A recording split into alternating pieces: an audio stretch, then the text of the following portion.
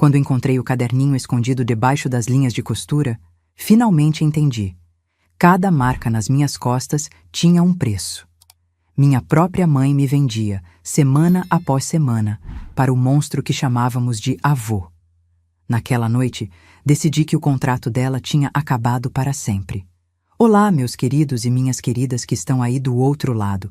Que bênção poder conversar com vocês hoje.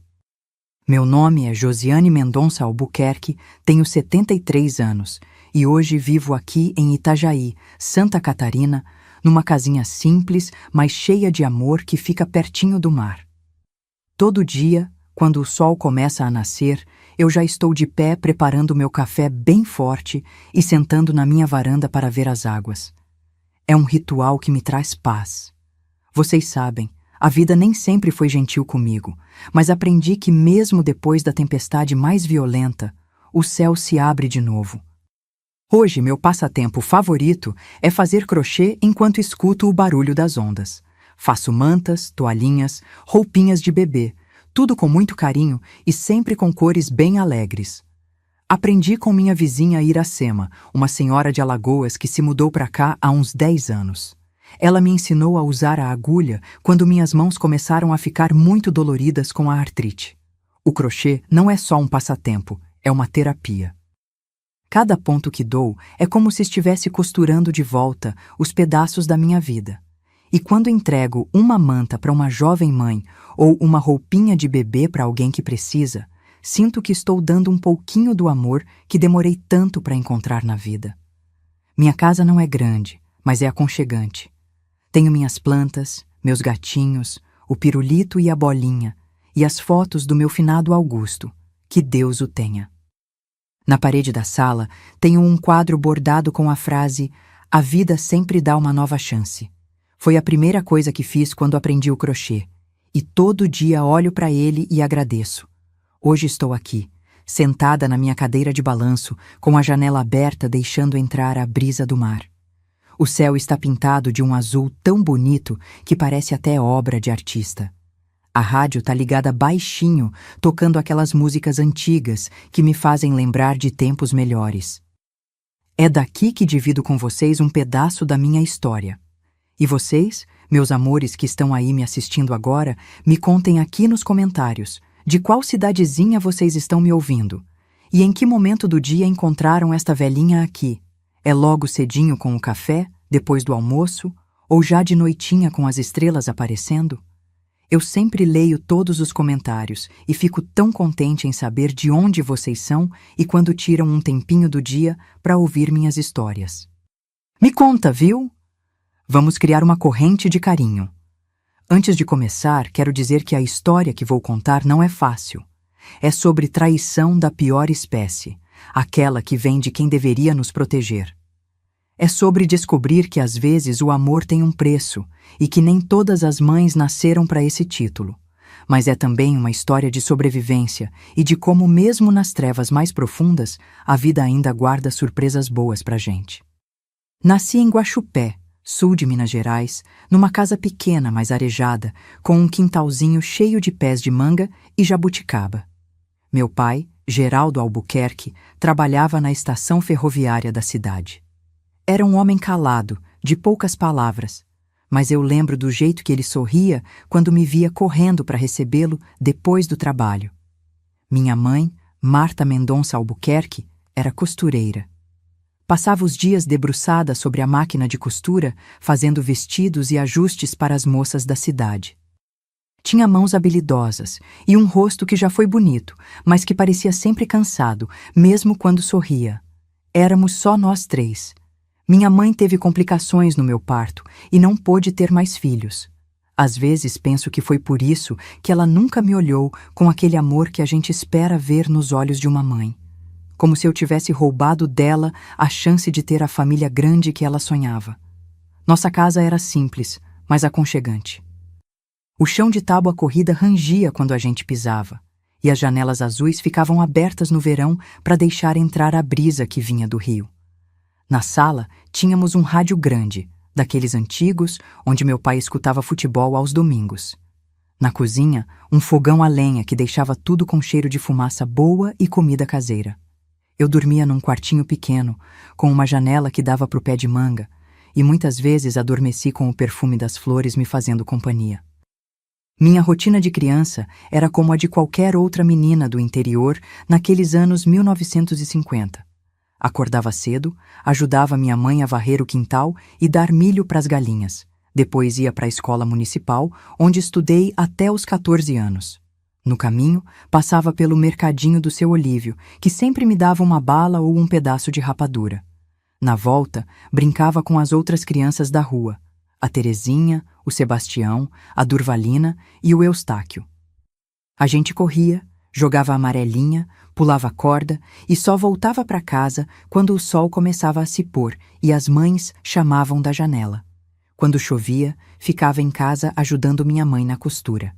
Foi ela quem me ensinou a dar os primeiros pontos, a passar o fio pela agulha, a fazer bainha. Toda mulher precisa saber costurar, ela dizia. É uma forma de se defender na vida. Meu pai não falava muito, mas era carinhoso do jeito dele.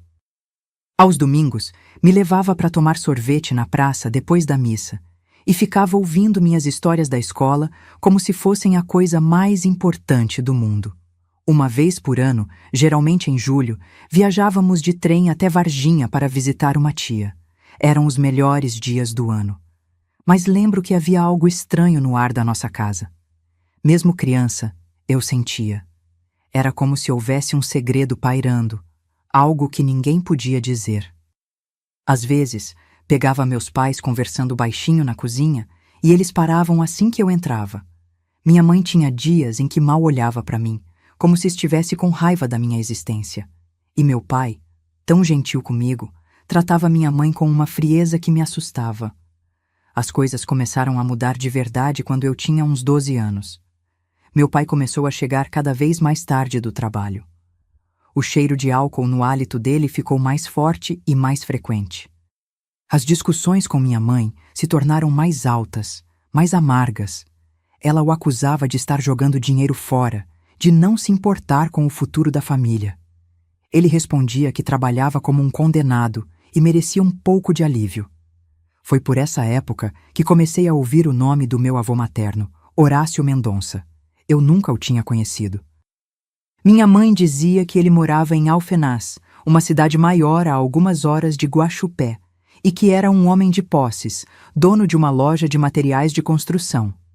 Seu avô nunca aprovou meu casamento com seu pai. Ela me explicou uma vez. Disse que eu estava jogando minha vida fora com um ferroviário sem ambição. A verdade é que minha mãe falava do meu avô com uma mistura de mágoa e reverência. Era como se, apesar de tudo, ela ainda quisesse a aprovação dele. Eu não entendia na época, mas hoje sei que aquela relação complicada entre eles já era um prenúncio do que estava por vir. No meu aniversário de 14 anos, no dia 17 de abril de 1966, minha mãe fez um bolo de fubá com goiabada, meu preferido. Cantamos parabéns os três, numa mesa enfeitada com flores do quintal. Meu pai me deu de presente uma boneca de pano que ele tinha comprado de uma artesã na feira. Lembro que foi a última vez que o vi sorrir de verdade. 3 dias depois, voltei da escola e encontrei minha mãe sentada na cama, o rosto inchado de tanto chorar, um papel amassado nas mãos. Meu pai tinha ido embora. Deixou apenas um bilhete dizendo que não aguentava mais, que precisava de uma vida nova, longe daquela sufocação. Não pediu desculpas, não disse que me amava, não prometeu voltar. Simplesmente desapareceu, como fumaça.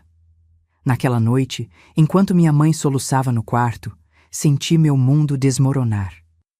Não sabia então que aquilo era apenas o começo de uma queda que me levaria a lugares muito mais escuros do que eu jamais poderia imaginar. Depois que meu pai foi embora, nossa situação ficou difícil. Minha mãe tentava manter as contas em dia com as costuras, mas o dinheiro nunca era suficiente. 1 mês depois de seu desaparecimento, recebemos um aviso de despejo. A casa onde morávamos pertencia à companhia ferroviária, e sem meu pai trabalhando lá, precisávamos sair. Foi naquela noite, entre lágrimas de desespero, que minha mãe tomou uma decisão que mudaria nossas vidas para sempre. Vamos ter que ir para a casa do seu avô em Alfenas, ela disse, com uma voz que misturava vergonha e resignação. Não temos outra opção. Lembro do nó que se formou na minha garganta. Mas o vovô não gosta da gente, argumentei. Você sempre disse que ele não aprovava seu casamento.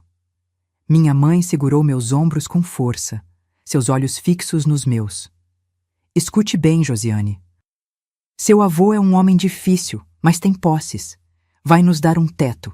Em troca, precisamos ser úteis. Você vai precisar ser obediente, trabalhar duro. Nunca o contrarie, nunca reclame. É nossa única chance. Embalamos o pouco que tínhamos e partimos numa manhã chuvosa de maio de 1966. A viagem de ônibus até Alfenas levou quase 4 horas por estradas de terra enlameadas. Cheguei enjoada e assustada a uma cidade que me parecia grande e barulhenta depois da tranquilidade de Guaxupé. A casa do meu avô ficava num bairro afastado, uma construção imponente de 2 andares com um jardim bem cuidado na frente. Quando descemos do táxi, fiquei paralisada olhando para aquela mansão. Minha mãe, no entanto, parecia ter encolhido. Segurou minha mão com tanta força que chegou a doer. Horácio Mendonça nos recebeu na porta. Era um homem alto, de ombros largos, os cabelos grisalhos penteados para trás, bigode bem aparado, vestido impecavelmente mesmo estando em casa. Devia ter uns 60 anos, mas se mantinha ereto e forte. Seus olhos, do mesmo tom de verde dos de minha mãe, eram frios como água de poço. Então você finalmente voltou, ele disse à minha mãe, sem um abraço, sem um sorriso. Depois, seu olhar pousou em mim, me examinando de cima a baixo como quem avalia uma mercadoria. E esta é a menina. Não foi uma pergunta, mas minha mãe respondeu mesmo assim. Sim, pai, esta é Josiane. Está magra demais, foi o comentário dele antes de se virar e entrar na casa, esperando que o seguíssemos. Fomos instaladas no 2º andar. Minha mãe ficou com um quarto pequeno ao lado da escada, e eu fui colocada num cômodo no final do corredor, distante de todos os outros. É melhor assim, minha mãe explicou mais tarde. Você é uma mocinha agora, precisa de privacidade. Nos primeiros dias, meu avô quase não dirigia a palavra a nós. Tomávamos café da manhã e jantávamos à mesma mesa, mas ele raramente levantava os olhos do jornal. A casa era mantida por uma empregada, Dona Zenaida, uma senhora de poucas palavras que vinha todos os dias, preparava as refeições, limpava e ia embora antes do jantar. Foi somente no final da primeira semana que meu avô finalmente me dirigiu a palavra diretamente. Menina, ele disse durante o jantar, a partir de amanhã você vai começar a se tornar útil. Minha loja precisa de alguém para organizar o estoque e limpar as prateleiras. Sua mãe já concordou. Olhei para minha mãe, que mantinha os olhos fixos no prato. Sim, senhor, respondi, engolindo em seco. E você não vai mais à escola, continuou ele. Não tem necessidade. O que uma mulher precisa saber, aprende em casa. Dessa vez, não consegui esconder meu desapontamento. Mas, vovô, eu gostava da escola. Queria terminar meus estudos, talvez até ir para a faculdade um dia. Suas sobrancelhas se juntaram num senho, e ele bateu com o punho na mesa, fazendo os talheres pularem. Não me chame de vovô, sou o senhor Horácio para você, e na minha casa não se questiona minhas decisões. Minha mãe finalmente levantou os olhos, mas não para me defender. Peça desculpas ao seu avô, Josiane. Agora. Murmurei um pedido de desculpas, sentindo as lágrimas queimarem atrás dos meus olhos. Foi naquele momento que percebi. Estávamos completamente à mercê daquele homem. Na manhã seguinte, comecei a trabalhar na loja de materiais de construção. Ficava a poucas quadras da casa, num galpão grande cheio de sacos de cimento, tijolos, ferramentas e materiais diversos. Meu trabalho era varrer o chão, organizar prateleiras, conferir mercadorias e, ocasionalmente, atender algum cliente quando os vendedores estavam ocupados. As primeiras semanas foram difíceis, mas suportáveis. Meu avô raramente aparecia na loja. Ele cuidava mais da parte administrativa em um escritório nos fundos. Os funcionários eram gentis comigo, especialmente o seu Durval, O gerente, um senhor de cabelos brancos que sempre me oferecia um pedaço de rapadura no final do dia. Em casa, as coisas eram diferentes. Minha mãe tinha assumido o papel de governanta, supervisionando o trabalho de Dona Zenaida e cuidando das roupas do meu avô.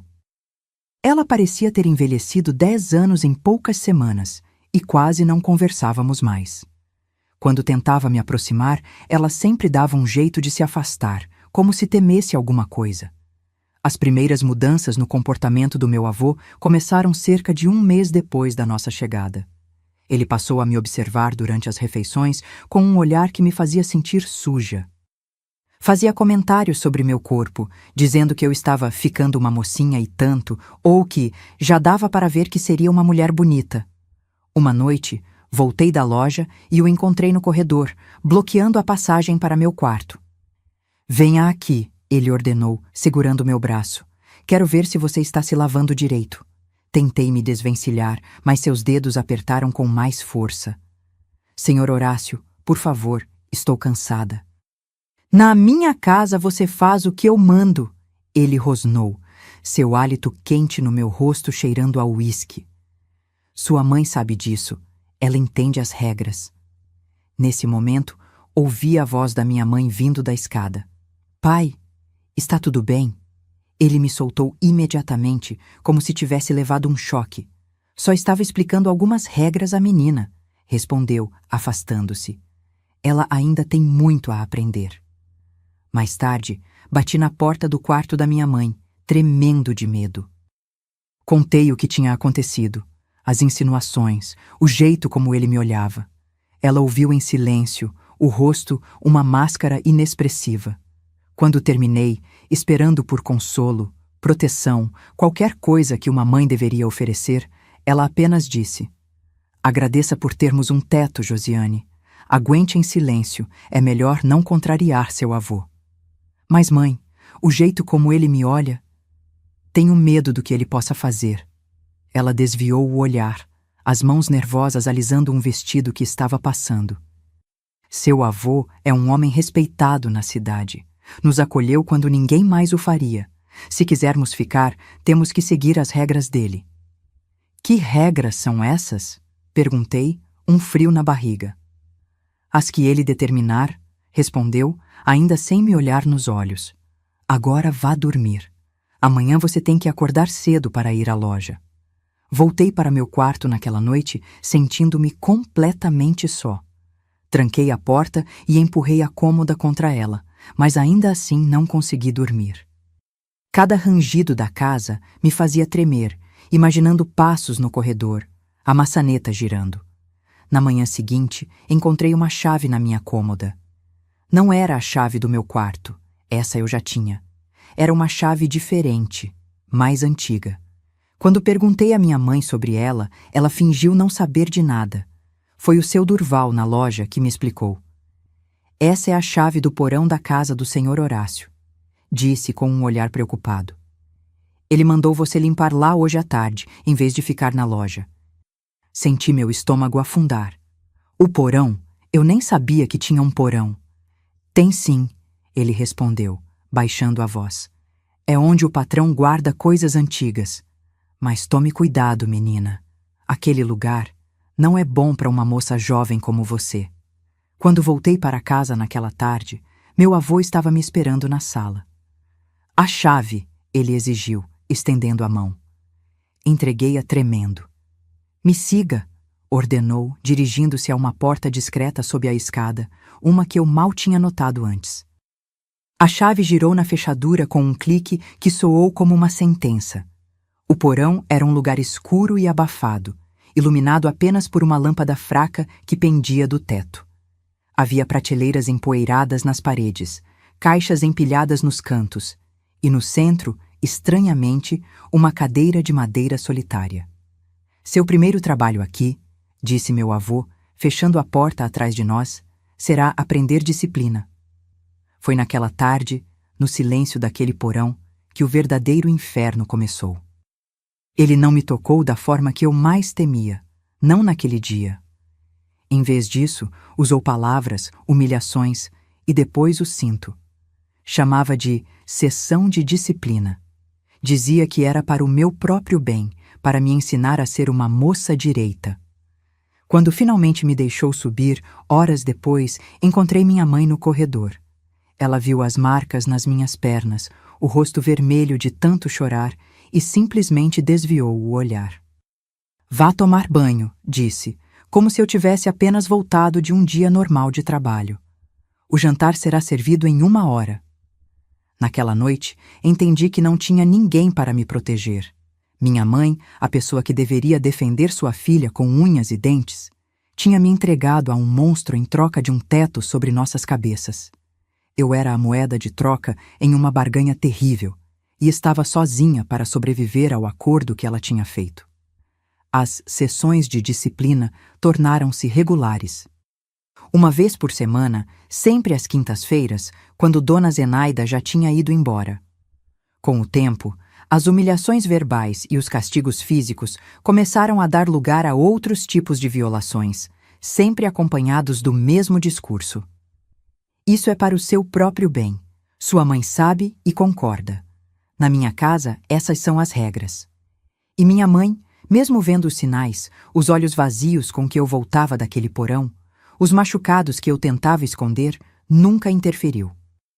"Agradeça por termos um teto", ela repetia, como um mantra vazio. "Aguente em silêncio." Os anos se arrastaram naquela casa como uma doença crônica. O que começou como sessões semanais no porão logo se espalhou para outros momentos, outros lugares. Meu avô encontrava pretextos para me chamar ao escritório na loja quando não havia ninguém por perto. Aparecia no meu quarto no meio da noite, apesar das cadeiras e cômodes que eu empurrava contra a porta. Criava regras novas e absurdas só para ter motivos para me disciplinar. Eu tinha acabado de fazer 16 anos quando tentei fugir pela primeira vez. Juntei algumas roupas numa trouxa, peguei o pouco dinheiro que tinha conseguido esconder do meu salário na loja. Sim, ele me pagava. Dizia que era para eu aprender o valor do trabalho, mas o valor era tão pequeno que mal dava para comprar um pão doce de vez em quando. Esperei uma noite em que ele tinha saído para uma reunião na associação comercial e simplesmente saí pela porta da frente. Não fui longe. Na estação rodoviária, enquanto tentava comprar uma passagem para qualquer lugar, senti uma mão pesada no meu ombro. Era o motorista do meu avô, Acácio, um homem calado que sempre me olhava com uma mistura de pena e medo. "Não faça isso, menina", ele disse, tirando gentilmente o dinheiro das minhas mãos. "Vai piorar as coisas. Ele tem amigos em toda parte. Te encontraria antes do ônibus sair da cidade." Voltei para casa chorando silenciosamente. Minha mãe estava esperando na sala, os olhos vermelhos, as mãos torcendo um lenço. "Por que, mãe?" perguntei quando estávamos sozinhas. "Por que você permite que ele faça isso comigo? Por que não fugimos juntas?" Ela se encolheu como se eu tivesse batido nela. "Você não entende, Josiane. Não temos para onde ir. O mundo lá fora é mais duro do que você imagina." "Pior do que aqui? Pior do que o que ele faz comigo naquele porão?" Sua resposta me gelou até os ossos. "Pelo menos aqui temos comida na mesa e um teto sobre nossas cabeças. Lá fora..." Ela deixou a frase morrer, mas seu olhar dizia tudo. Lá fora era incerteza, pobreza, fome. Quando meu avô voltou naquela noite, fui chamada ao seu escritório. Esperava o pior, o cinto, as humilhações, talvez até coisa pior. Em vez disso, ele estava calmo, quase gentil. "Entendo que você esteja insatisfeita com nosso arranjo", disse, servindo-se de uísque. "Então, vamos renegociar." Fiquei em silêncio, confusa. "De agora em diante, você terá mais liberdade. Poderá sair aos domingos para ir à missa. Receberá um salário melhor na loja. Talvez até possa fazer um curso técnico se seu comportamento melhorar." Meu coração disparou com uma esperança súbita. "Verdade, senhor." Seu sorriso era frio como a lâmina de uma faca. "Claro. Mas em troca, nossas sessões continuarão. E você nunca mais tentará fugir. Ou as consequências serão graves." Ele fez uma pausa, girando o líquido âmbar no copo. Não para você. Para sua mãe. Foi como um soco no estômago. O que quer dizer? Digamos que há coisas piores que viver sob meu teto, Josiane. Sua mãe poderia acabar na rua, ou talvez em algum hospício. Tenho amigos na prefeitura, no hospital. Seria fácil, você entende? Entendi perfeitamente. Era uma ameaça. Se eu fugisse, minha mãe pagaria o preço. Apesar de tudo, apesar da sua cumplicidade silenciosa, ela ainda era minha mãe. Não podia abandoná-la à mercê daquele homem. Sim, senhor, respondi derrotada. Ótimo, agora vá para seu quarto. Amanhã será um novo dia. Os meses se transformaram em anos. Completei 17, depois 18, depois 19 anos. À medida que envelhecia, tornava-me mais vazia por dentro, como se alguma parte essencial de mim estivesse sendo corroída gota a gota. Nas poucas saídas permitidas, a missa dominical, ocasionalmente o mercado com Dona Zenaida, eu observava outras moças da minha idade, rindo, namorando, sonhando com o futuro. Para mim, o futuro parecia uma longa estrada escura sem fim. Na loja, seu Durval tentava me proteger como podia. Inventava tarefas que me mantinham longe do escritório do meu avô. Às vezes me deixava sair mais cedo, anotando nas planilhas que eu tinha ficado até o fim do expediente. Uma vez ele chegou a sugerir que eu procurasse a polícia. Não posso, expliquei, os olhos baixos. Ele ameaçou minha mãe. Além disso, quem acreditaria em mim contra o senhor Horácio Mendonça, o benfeitor da cidade, o homem que doa para a igreja e para o hospital? Aos 19 anos, eu já não era mais aquela menina assustada que tinha chegado a Alfenas. Por fora, parecia uma jovem mulher quieta, educada, talvez um pouco triste. Por dentro, era um vulcão de raiva contida, de perguntas sem resposta, de um ódio que crescia a cada dia. Não só pelo meu avô, mas também pela minha mãe, que continuava a viver como se nada de errado estivesse acontecendo sob aquele teto. Nossa relação tinha se deteriorado a tal ponto que mal conversávamos. Passávamos uma pela outra nos corredores como fantasmas, evitando o contato visual. Ela continuava a costurar os vestidos das senhoras da sociedade de Alfenas, a supervisionar a casa, a viver sua vida protegida pela posição do meu avô. Uma coisa estranha que notei com o tempo. Apesar de toda a tensão entre nós, minha mãe sempre parecia ter dinheiro para pequenos luxos. Um perfume francês, um par de sapatos novos, joias discretas mais caras.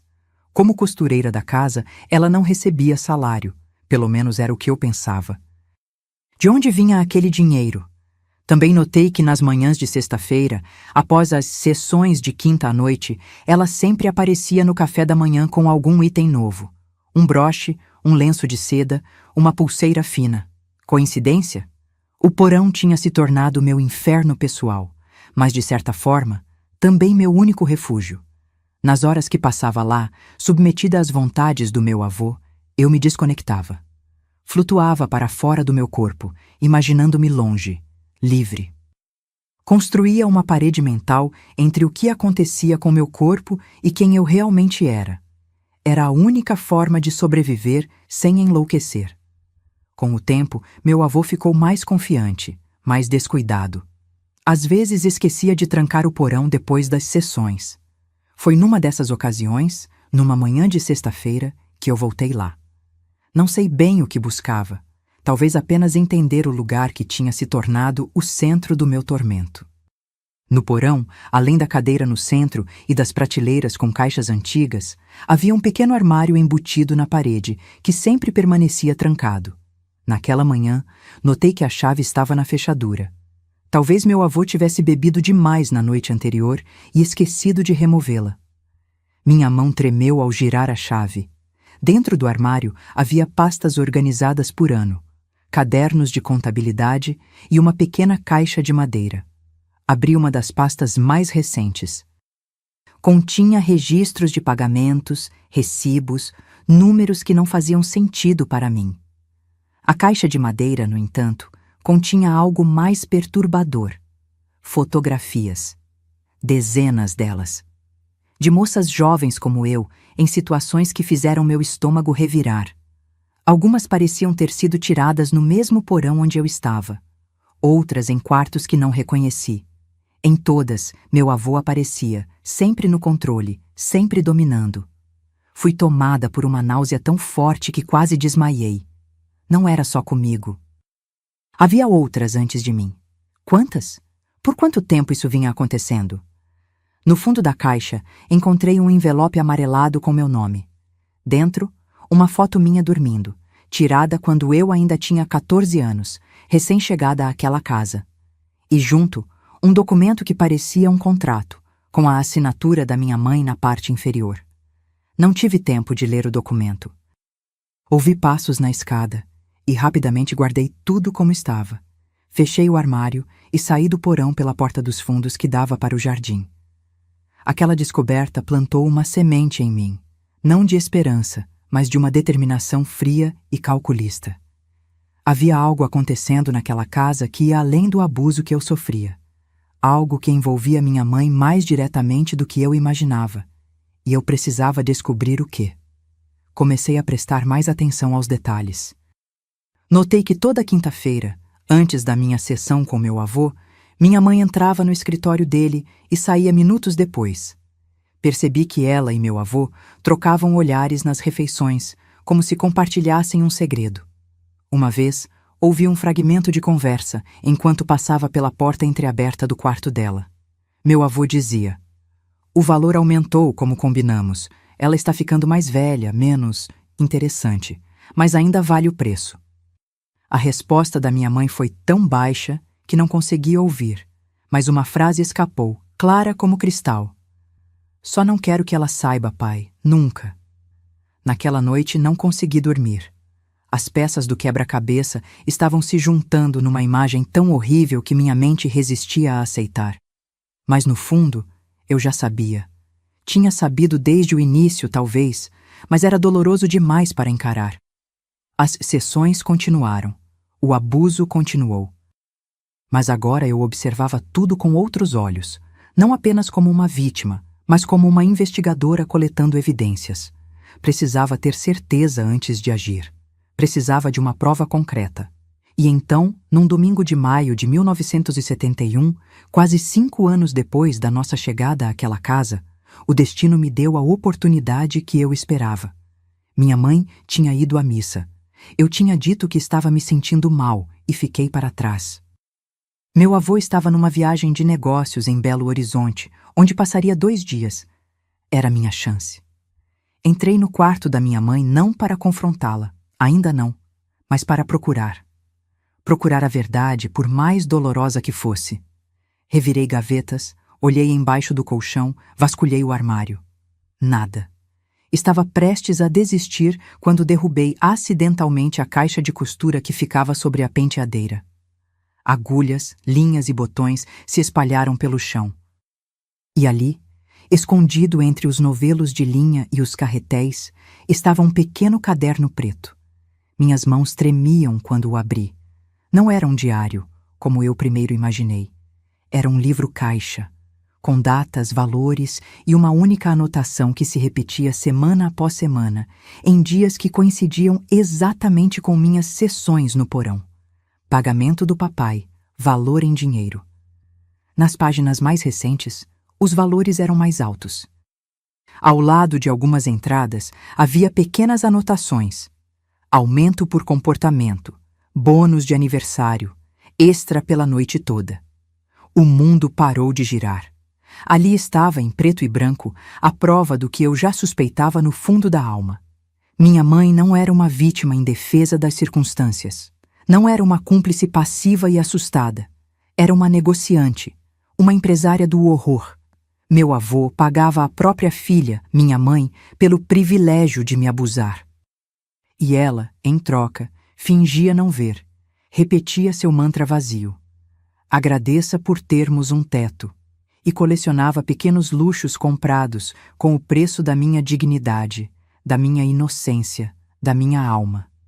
Fiquei sentada no chão do quarto, o caderno aberto no colo, as provas do meu valor de mercado espalhadas ao meu redor como uma acusação silenciosa. Não chorei. As lágrimas tinham secado há muito tempo. Em seu lugar, nasceu uma clareza gélida, uma determinação que cristalizou meu coração como um diamante negro. Naquele momento, entendi que não havia salvação para mim naquela casa.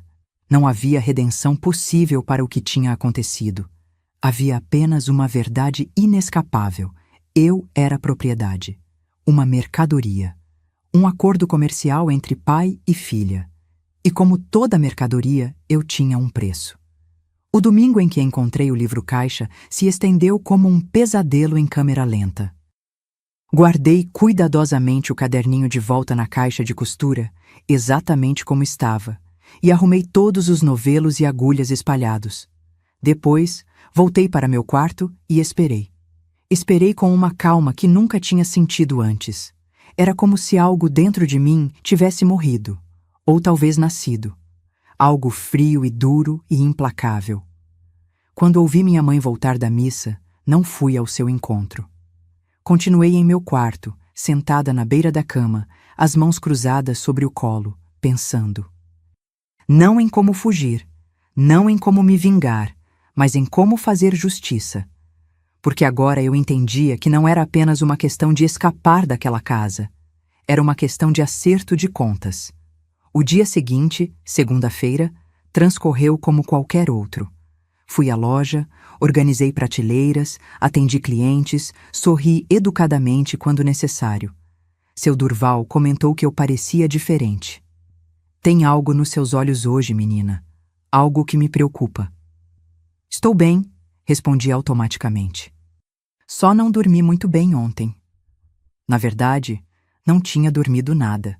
Passei a noite inteira planejando, calculando, considerando cada detalhe do que precisava fazer. A ideia tinha surgido completa em minha mente. Esperaria meu avô retornar de Belo Horizonte na terça-feira, e na quarta, quando ele estivesse descansado e pronto para seus negócios, eu agiria. O plano era simples. Enquanto meu avô estivesse na loja pela manhã, eu fingiria estar doente e ficaria em casa. Pegaria o caderno da caixa de costura da minha mãe e o levaria diretamente à delegacia de Alfenas. Contaria tudo ao delegado, mostraria as provas do acordo comercial perverso e então, finalmente, seria libertada daquele inferno. Era um bom plano. Lógico. Racional. Tinha apenas uma falha. Assumia que o sistema de justiça de uma cidade pequena funcionaria contra um homem poderoso como meu avô. Assumia que alguém acreditaria na palavra de uma jovem de 19 anos contra a do respeitado comerciante Horácio Mendonça. Foi seu Durval quem, sem saber, me fez ver o problema. Durante um intervalo na loja, ele comentou sobre uma moça que tinha tentado denunciar o filho do prefeito por agressão. Coitada, disse ele balançando a cabeça. Acabou sendo ela a presa por calúnia e difamação. O delegado é compadre do prefeito, sabe como é. Cidade pequena, poder concentrado. Foi como um balde de água fria. Claro que meu avô tinha amigos na polícia. Claro que ele já tinha se precavido contra possíveis denúncias. Não era à toa que mantinha aquelas fotos de outras moças guardadas num armário trancado. Era seu seguro, sua garantia de que, se caísse, levaria outros poderosos com ele. Voltei para casa naquela noite com meu plano em ruínas. Jantamos os três em silêncio. Eu, minha mãe e meu avô, recém-chegado de viagem. Ele parecia de bom humor, falava de negócios fechados em Belo Horizonte, de um novo contrato com a prefeitura para fornecer material para a construção de uma escola.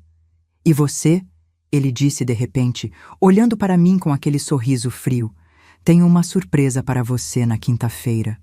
Algo especial. Senti um arrepio percorrer minha espinha. Surpresa, senhor? Um presente, pelos seus anos de serviços prestados. Talvez um vestido novo? O que acha, Marta? Sua filha não merece algo bonito de vez em quando? Minha mãe sorriu, um sorriso tão falso quanto o dele. Claro, pai, Josiane ficará linda num vestido novo.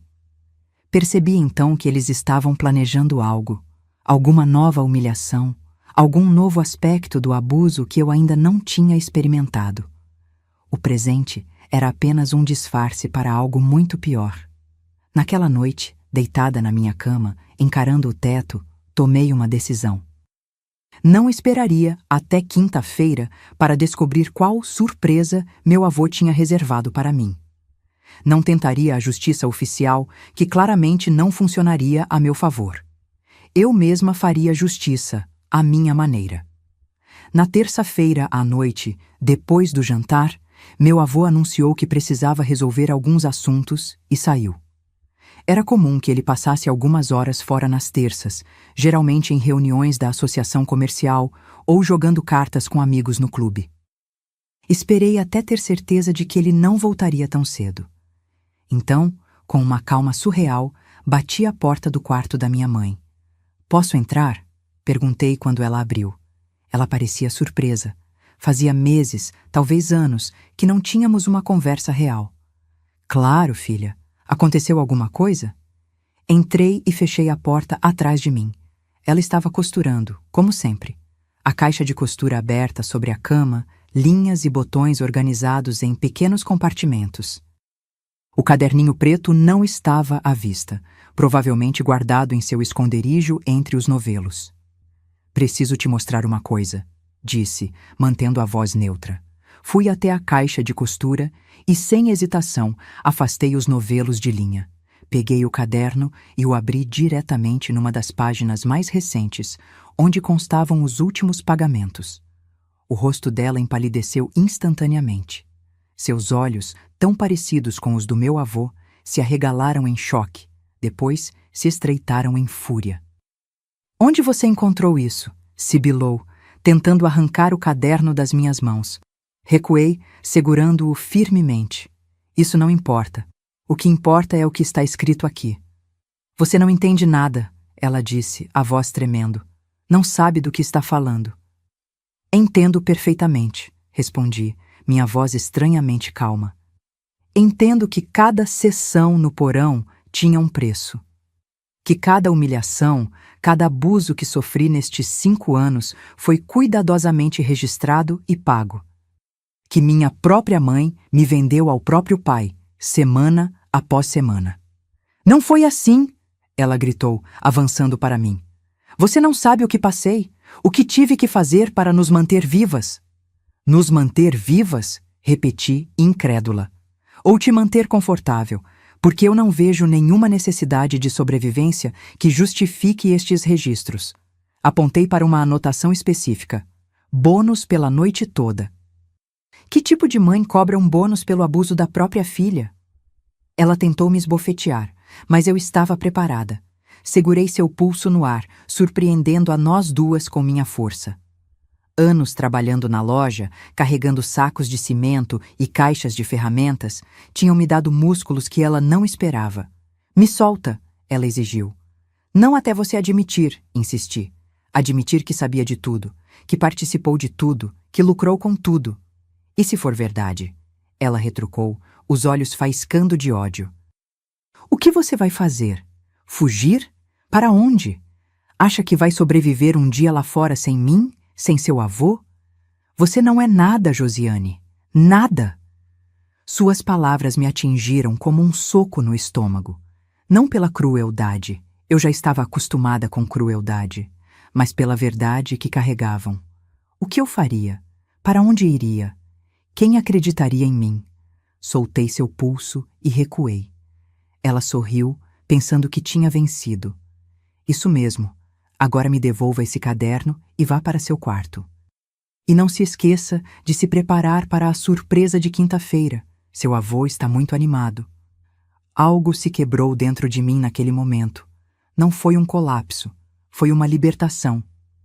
Como se a última corrente que me prendia a algum senso de normalidade, a alguma esperança de reconciliação, tivesse finalmente se rompido. "Não", disse, minha voz firme. "O quê?" ela perguntou confusa. "Não vou para meu quarto, não vou esperar a surpresa de quinta-feira. Não vou continuar neste contrato comercial que você estabeleceu." Ela riu, um som agudo e desagradável. E o que você vai fazer? Me denunciar? Denunciar seu avô? Ninguém vai acreditar em você. Ninguém. Você tem razão, admiti, ainda segurando o caderno. Ninguém acreditaria na minha palavra contra a de vocês dois. Mas este caderno... Folheei as páginas cheias de datas, valores, anotações. Este caderno conta uma história bem diferente. O medo começou a substituir a arrogância em seus olhos. O que você está planejando, Josiane? Justiça, respondi simplesmente. Ela avançou novamente, tentando arrancar o caderno das minhas mãos. Me dê isso. Lutamos, um embate surreal entre mãe e filha pelo registro físico de uma traição que jamais poderia ser apagada. Ela era mais velha, mas eu era mais forte, endurecida pelos anos de trabalho pesado e sofrimento. Não sei exatamente como aconteceu. Talvez ela tenha tropeçado, talvez eu tenha empurrado com mais força do que pretendia. Sua cabeça bateu contra a quina da penteadeira com um som seco e ela caiu, atordoada. Um fio de sangue escorreu pela sua têmpora.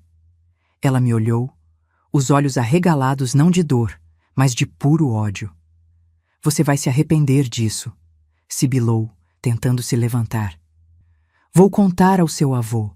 Ele vai te mandar para um reformatório, ou pior. Foi naquele momento que percebi, não havia saída, não para nós duas. A lógica fria que tinha se instalado em mim desde a descoberta do caderno chegou à sua conclusão inevitável. Um de nós teria que ir, para que o outro pudesse viver. Naquele momento, eu não vi minha mãe. Vi a mulher que me vendeu. E decidi que o contrato dela tinha acabado. Usei as mãos que ela me deu para calar a boca que mentiu para mim por toda a vida. Não senti nada enquanto fazia. Nenhuma raiva, nenhum remorso, nenhuma hesitação. Era como estar fora do meu corpo, observando outra pessoa executar os movimentos. Quando terminei, o quarto estava em silêncio, exceto pelo tic-tac do relógio na parede. Minha mãe jazia imóvel no chão, os olhos abertos em surpresa eterna. O caderno negro de registros caído ao seu lado, uma página aberta mostrando a última transação. Pagamento do papai, 500 cruzeiros, preparação para a surpresa especial. Sentei-me na beirada da cama, minhas mãos manchadas com o sangue da mulher que me deu a luz, e senti... nada. Um vazio imenso, onde deveria haver pânico, arrependimento, qualquer emoção humana. Era como se eu tivesse deixado de ser humana naquele porão, anos atrás, e só agora percebesse. O tempo passou. Minutos ou horas, não sei dizer. Finalmente levantei-me, fui ao banheiro e lavei minhas mãos. Voltei ao quarto, peguei o caderno e o guardei no bolso do vestido. Então, com a mesma calma surreal, desci as escadas e fui até o telefone na sala. Disquei os 3 números da delegacia que eu tinha decorado dias antes. Delegacia de Alfenas, respondeu uma voz sonolenta. Preciso relatar um crime, disse, minha voz firme. Na casa do senhor Horácio Mendonça, Rua das Acácias, número 47. Acabei de matar minha mãe. A chegada da polícia foi como uma cena de filme em câmera lenta. Primeiro as sirenes ao longe, depois os faróis iluminando as janelas da sala onde eu esperava, sentada numa poltrona, o caderno negro seguro em minhas mãos. Quando os policiais entraram, eram 3 homens de uniformes impecáveis, liderados pelo delegado Nestor Rodrigues, um homem grisalho que eu conhecia de vista, sempre cumprimentando meu avô com deferência nas ruas de Alfenas. Seus olhos se arregalaram ao me ver. Senhorita Josiane, foi você quem ligou? Sim, respondi calmamente. Meu nome é Josiane Albuquerque. Eu acabei de matar minha mãe, Marta Mendonça Albuquerque. O silêncio que se seguiu foi denso como neblina. Os policiais trocaram olhares confusos, claramente sem saber como reagir à minha calma.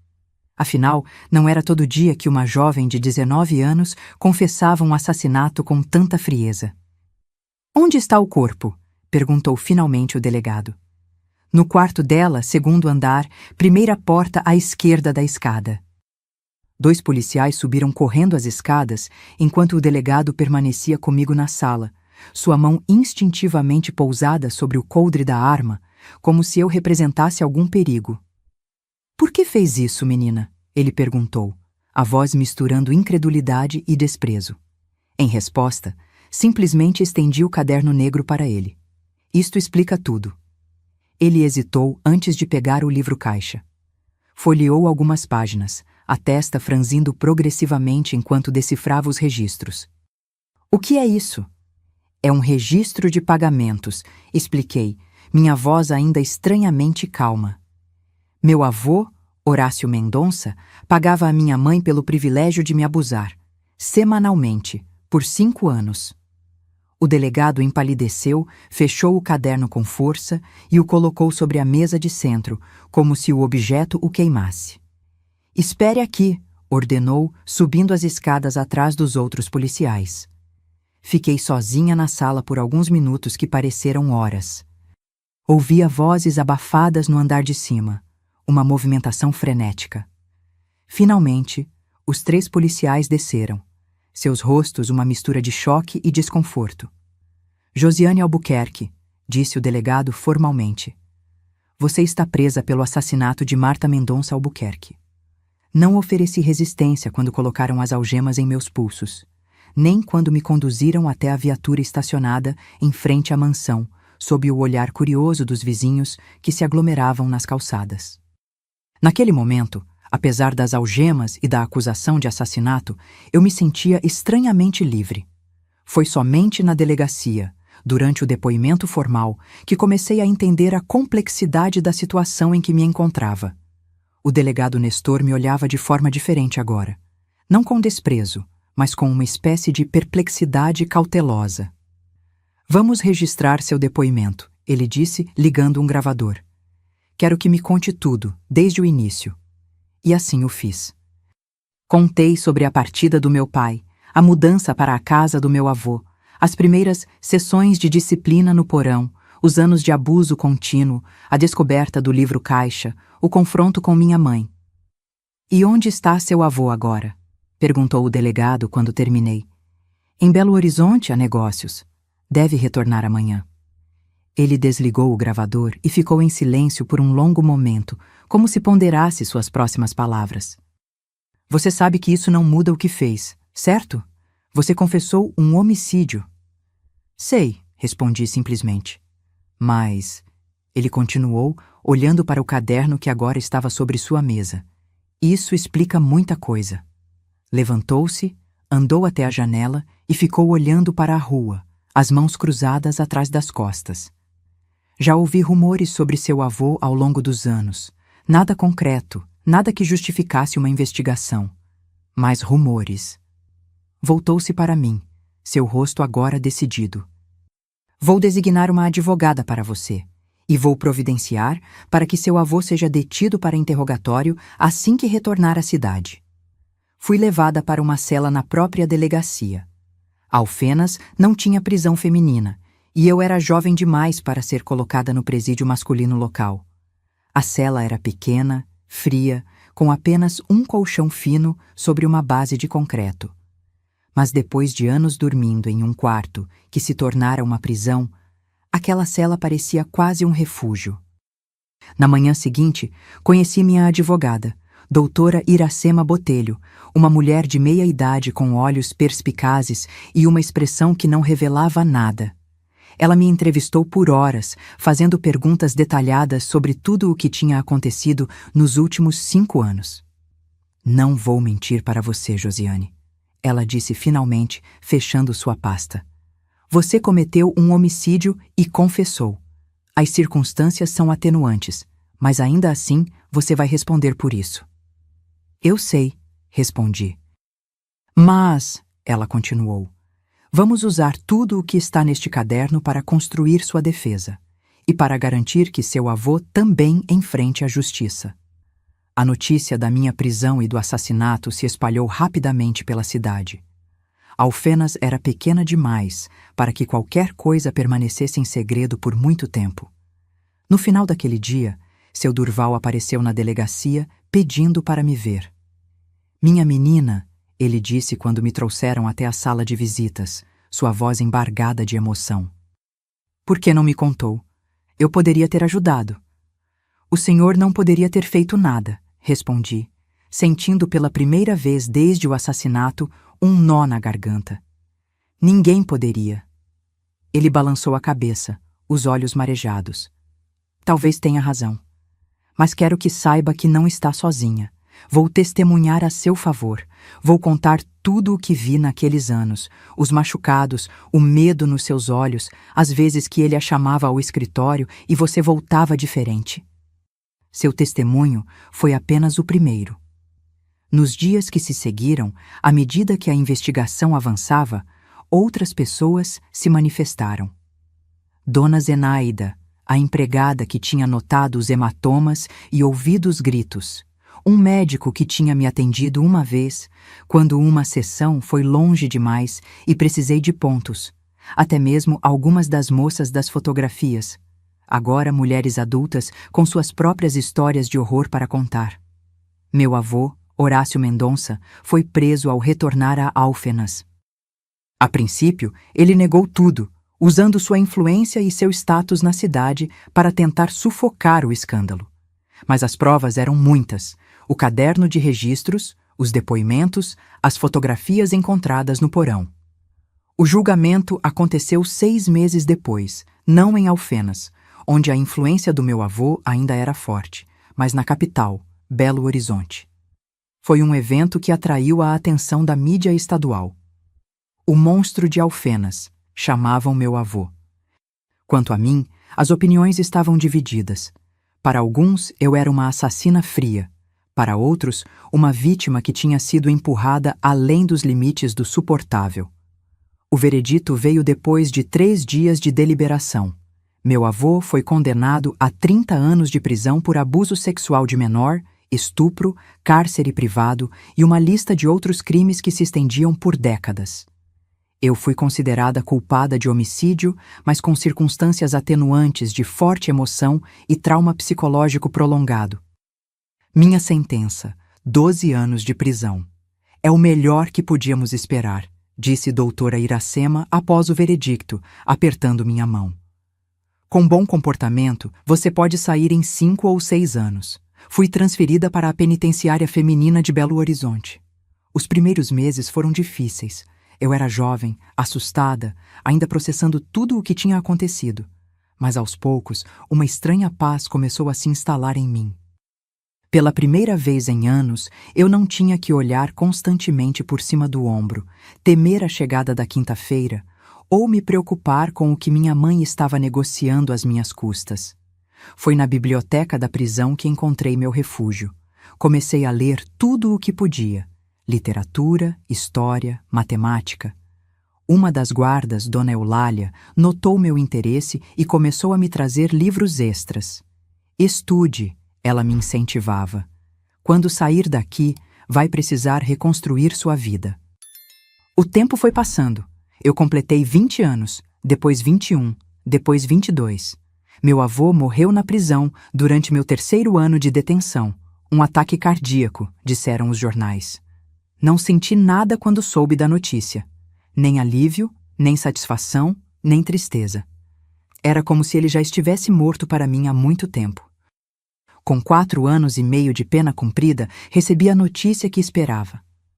Por bom comportamento e participação nos programas educacionais da prisão, eu tinha sido aprovada para o regime semi-aberto. Poderia sair durante o dia para trabalhar e estudar, retornando à noite para dormir na instituição. Consegui um emprego numa pequena editora, revisando textos.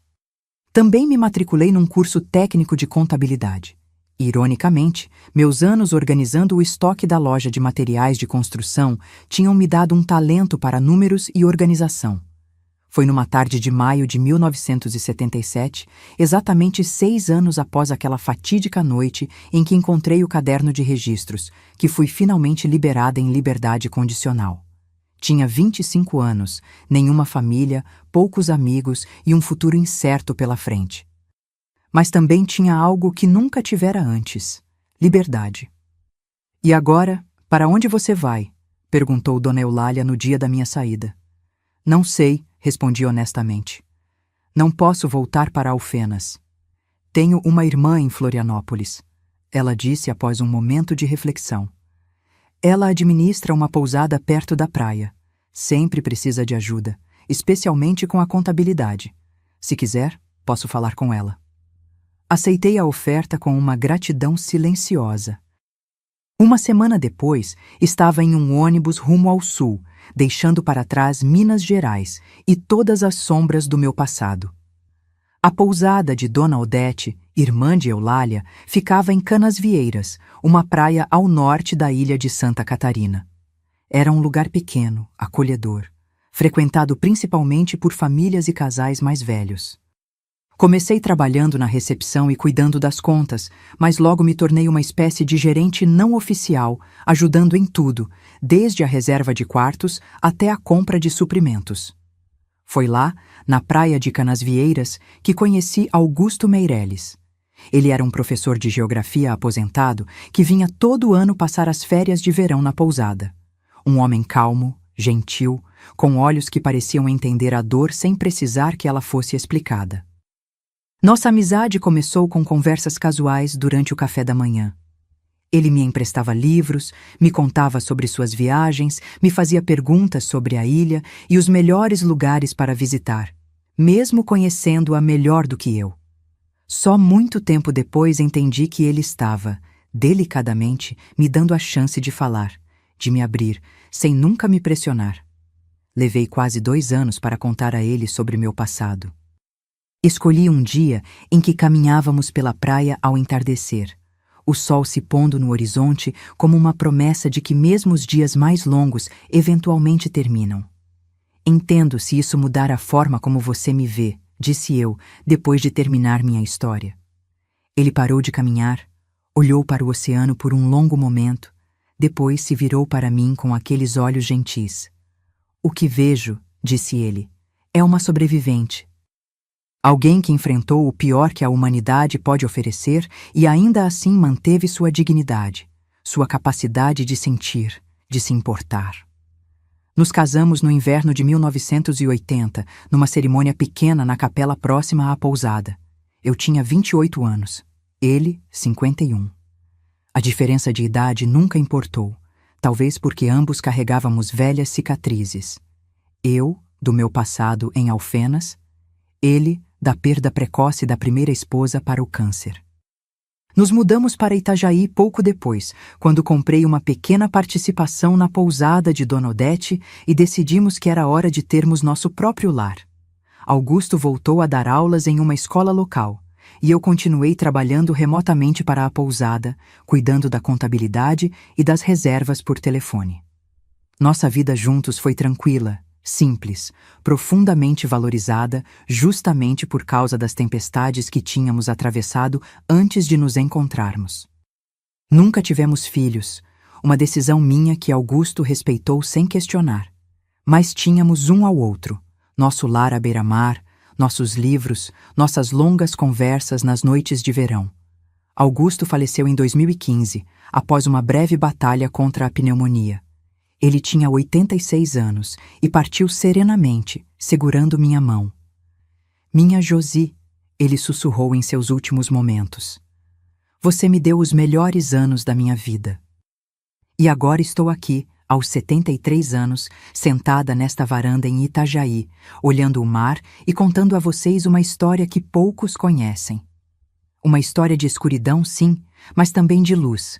A luz que encontrei quando menos esperava, num banco de rodoviária, no olhar gentil de um estranho que ofereceu café e um novo começo. Hoje, minha vida em Itajaí tem o ritmo tranquilo que só a idade e a sabedoria conquistada podem trazer. Acordo cedo com os primeiros raios de sol que entram pela janela do meu quarto. É um hábito que adquiri na prisão e nunca perdi. Aprendi a valorizar a luz do dia, cada minuto dele.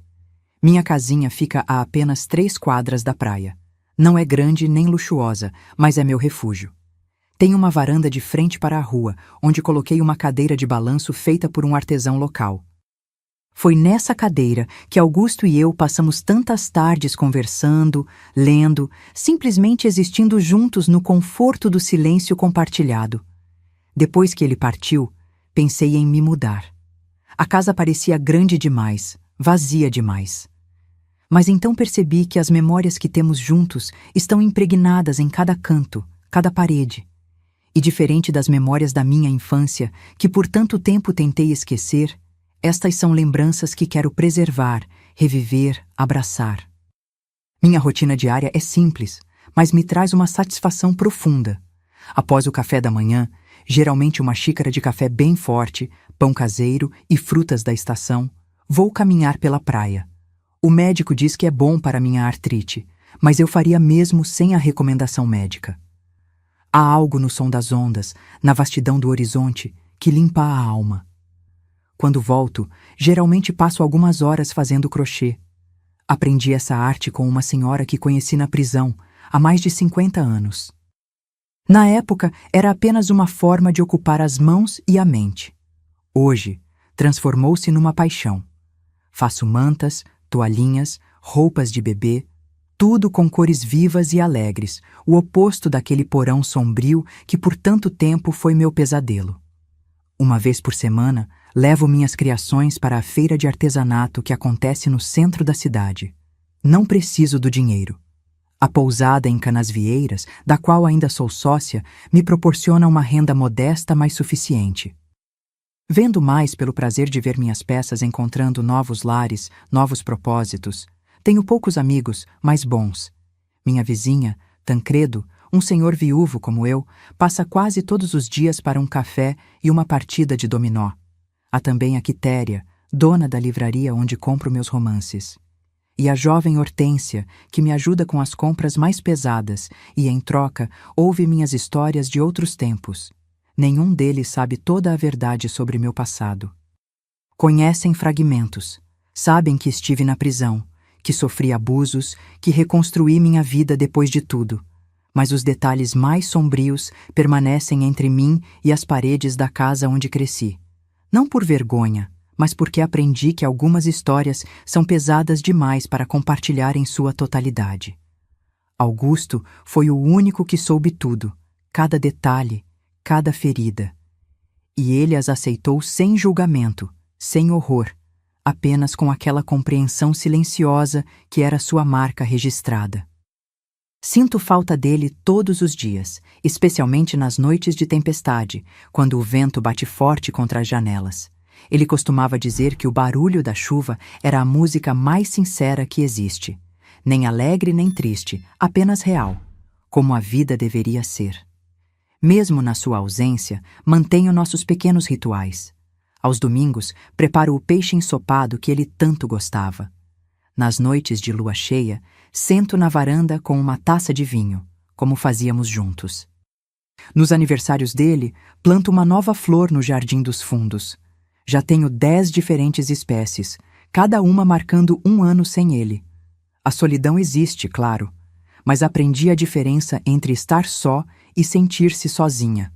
Após décadas vivendo com medo, aprendi a valorizar a paz do silêncio, a liberdade de simplesmente existir sem ter que agradar, obedecer ou temer alguém. Às vezes, me pergunto o que teria acontecido se não tivesse encontrado aquele caderno, se não tivesse confrontado minha mãe naquela noite.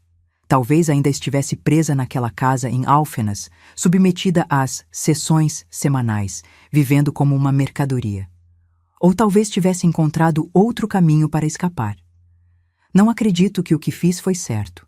Tirei uma vida que, por mais torpe que fosse, não era minha para tomar. Carreguei essa culpa comigo por muitos anos, até entender que podemos aceitar a responsabilidade por nossas ações sem deixar que elas definam quem somos para sempre. Essa é, talvez, a lição mais valiosa que aprendi em todos estes anos. Não somos definidos por nosso pior momento, nem por nosso pior ato. Somos a soma de todas as nossas escolhas, todos os nossos esforços para ser melhores do que fomos ontem. Quando olho para trás, para aquela menina assustada de 14 anos que chegou à casa do avô em Alfenas, para a jovem quebrada de 19 que empurrou a mãe contra a penteadeira, para a mulher de 25 anos que saiu da prisão sem saber para onde ir, sinto uma compaixão que demorei décadas para aprender a sentir por mim mesma. Hoje, aos 73 anos, sentada nesta varanda em Itajaí, olhando o mar que Augusto tanto amava, finalmente entendo o que ele tentou me ensinar durante todos os anos que passamos juntos. Que a vida, apesar de todas as suas crueldades, ainda guarda belezas inesperadas para quem tem a coragem de continuar. E esta sou eu agora. Uma senhora de cabelos brancos, mãos enrugadas pelo tempo e pela agulha de crochê, coração cicatrizado, mas ainda batendo. Uma sobrevivente que aprendeu, contra todas as probabilidades, não apenas a viver, mas a encontrar alegria nas pequenas coisas, no café da manhã na varanda, no barulho das ondas, nas cores vivas dos novelos de lã, no sorriso gentil de um estranho na feira de artesanato. Foi uma longa jornada de alfenas até aqui. Um caminho tortuoso, marcado por dor e por redenção. Mas estou grata por cada passo, cada escolha, cada recomeço.